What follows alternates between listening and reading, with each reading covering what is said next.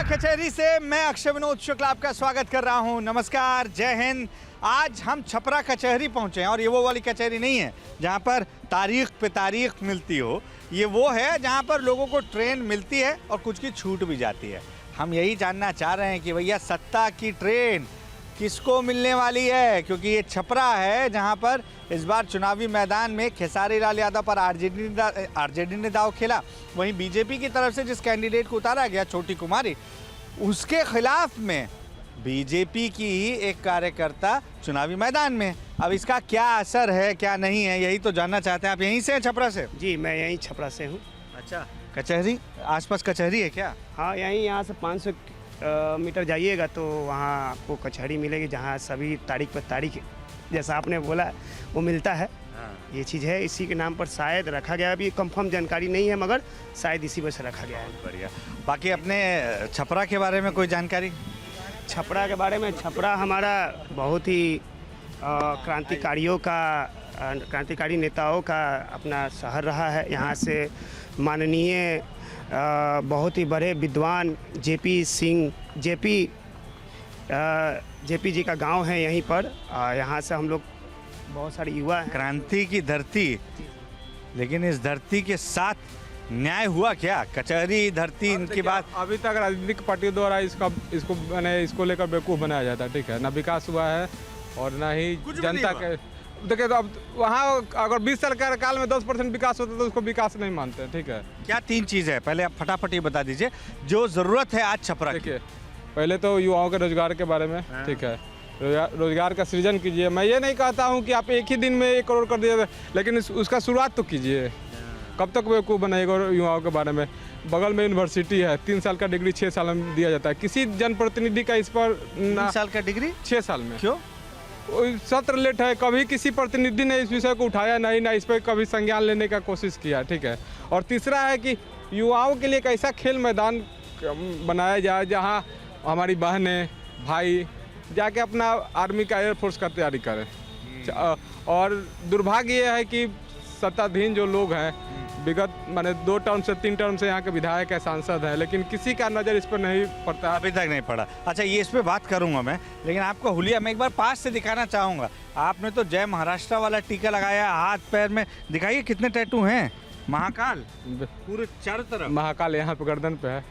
तो हम लोग को बचपन से सिखाया जाता है कि पूरा देश हमारा परिवार है। तो महाराष्ट्र भी है, बिहारी भी है, यूपी भी है, गुजराती भी है, सब कुछ है। बहुत बढ़िया, पूरा देश आपका भाई है। बिल्कुल। लेकिन ये भावना जो है महाराष्ट्र के या अपने बिहार के अंदर कम नहीं है।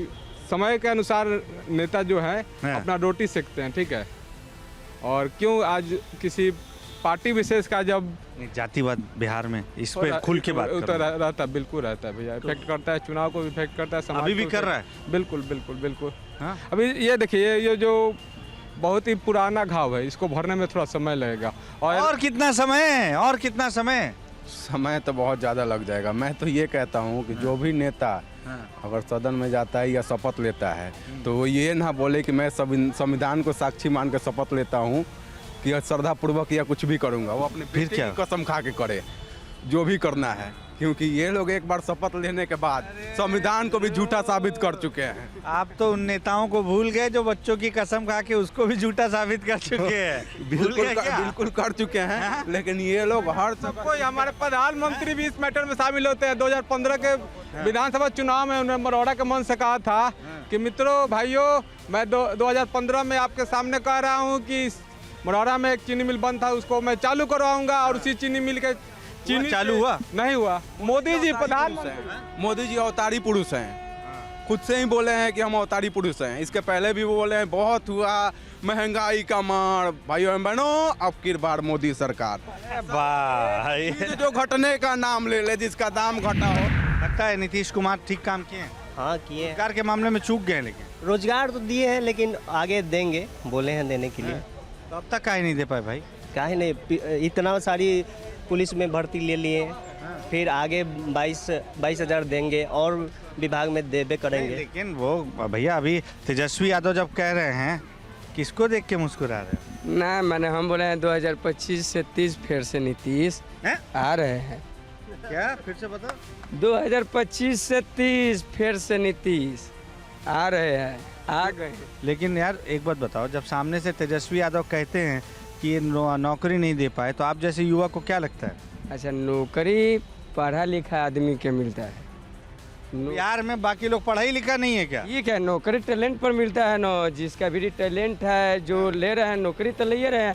अब जिसका लगे टैलेंटे नहीं है वो कहाँ से नौकरी लेगा? अब तो देखिए नेताओं का आना जाना ऐसे चलता रहेगा। हाँ भैया, सर हम बोलना चाहेंगे, कौन जा रहा है? मोदी जी होंगे। मोदी जी होंगे? हाँ हेलीकॉप्टर देख के? हाँ। हाँ क्या बेटा, कौन सी क्लास में हो? हम 10th में हैं। अभी जो तेजस्वी जी बात कर रहे हैं 2 करोड़ नौकरी, दो करोड़ नौकरी देने के लिए, जो मान लीजिए एक को 40-50 हज़ार मिलेगा, तो भारत से जब जोड़ा जाएगा ना तो 7 ट्रिलियन से ज़्यादा हो जाएगा। तो 7 महीने में कैसे नौकरी दे देंगे युवा को, चाहे 1 साल में? ये आपने जोड़ा है? हाँ हमने सब कर लिया है, वो कैसे नौकरी दे देंगे? तो भरोसा नहीं होता? भरोसा उतना है ही नहीं हमको। पहले एक बार इस युवा के लिए ताली बजा दीजिए यार भैया। कौन सी क्लास में हो? 10th में। बताइए, 10th का बच्चा है और इसने तमाम चीज़ें जोड़ ली और उसके बाद ये पेश किया। लेकिन वो तो ये भी कहते हैं पिछली बार आए थे तो हमने नौकरी दी थी। वो किसके विधा में दिए थे? नीतीश कुमार जी के विधा में दिए थे, 17 लाख दिए थे। हाँ 17 लाख के विधा में दिए थे। और जो बात करते हैं 2 करोड़ नौकरी देने के लिए, वो तो भारत के जीडीपी से ज़्यादा हो जाएगा, तो कहाँ से नौकरी दे पाएंगे? बच्चे का सवाल है जो अभी 10वीं में है। आप जैसे लोग सुना नहीं मैंने। सुन रहे हैं कि नीतीश कुमार नौकरी दिए, तेजस्वी जो वादा कर रहे हैं उसमें भैया ये लाएंगे कहाँ से पैसा? ये तो भारत की इकोनॉमी से ऊपर हो जाएगा। कितने ट्रिलियन? 60 ट्रिलियन से ऊपर जाएगा। सैलरी बच्चे ने बात सही कहा, नीतीश कुमार ने नौकरी दी है, लेकिन जब वो नौकरी दिए तो अब यहाँ के उप मुख्यमंत्री जो थे तेजस्वी यादव थे। टोपी इधर उधर नहीं, लेकिन नहीं, ये उसके पहले भी पकौड़ी बेचना भी तो रोजगार हुआ, उसको भी रोजगार मानिए ना कम से कम। जरूरी है कि सरकारी रोजगारी है, रील बनाना भी रोजगारी है। सक्षम सरकारी बोल रहे हैं, ठीक है, तेजस्वी सरकारी कह रहे हैं। सक्षम बनाएंगे। कहाँ से देंगे इतना नौकरी, बताइए ना। इतना दोनों जुमला है भाई साहब, अब समझ लीजिए। जो भी है, आरजेडी हो चाहे एनडीए हो चाहे और भी अन्य पार्टियां हैं जो कह रही है कि इतने बड़े स्तर पर हम जॉब देंगे, तो ये दोनों जुमला है, ऐसा कुछ नहीं है। कोई है जो सत्य की जमीन पर है? जन स्वराज का बस्ता खुल रहा है, एकदम खुल रहा है। उन्होंने ऐसा किया, उन्होंने ऐसा कोई प्लान नहीं बनाया जिस पर आपका कर्ज चढ़े। अगर आपको लोन भी दे रहे हैं तो 4% ब्याज दर पर लोन दे रहे हैं, सस्ते दर पर, ताकि आप अच्छा से उसको। लेकिन जन स्वराज है जमीन पे कहीं? एकदम है, काहे नहीं है। अभी के माने तत्काल का जो समय है, अभी जन स्वराज अभी जमीन पर नहीं दिख रहा है कहीं भी।